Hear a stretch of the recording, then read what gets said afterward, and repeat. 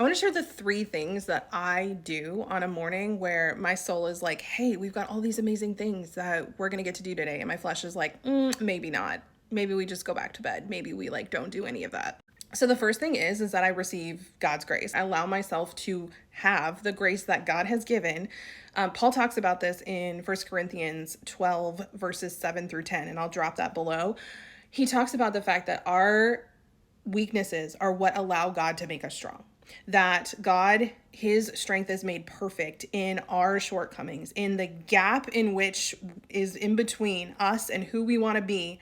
In any given moment, God comes in and he fills that gap. Paul talks about the fact that he's got this thorn and he never mentions what it is, but it's this fleshly thing that like just really takes him out of being like Jesus at times, and how he prayed for 3 times to God to have him take it away. And God was like, no, because that gap that is there, that's where I get to come in and show up and like get glorified. So give yourself that grace. Understand that like if you own your weakness in this space and you take it to God, like he will help fill that gap.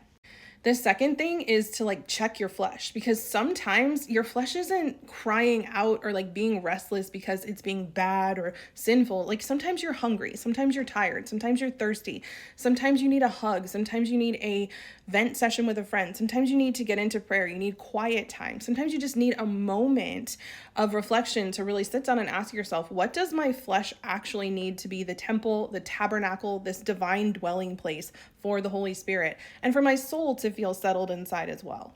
And then the third thing is like, go do it. Go do it anyway. Like, even if your flesh is still not fully feeling it. Like this morning, I didn't want to get out of bed. I didn't want to go walk the dog in 5-degree weather. I didn't want to go teach online, but I did. And now I'm feeling so lit up, so excited by the experience I just got to have, teaching on one of my favorite topics, content creation, spending some time with my husband, having fun with the dog in the snow, and I'm like ready to go for the rest of the day.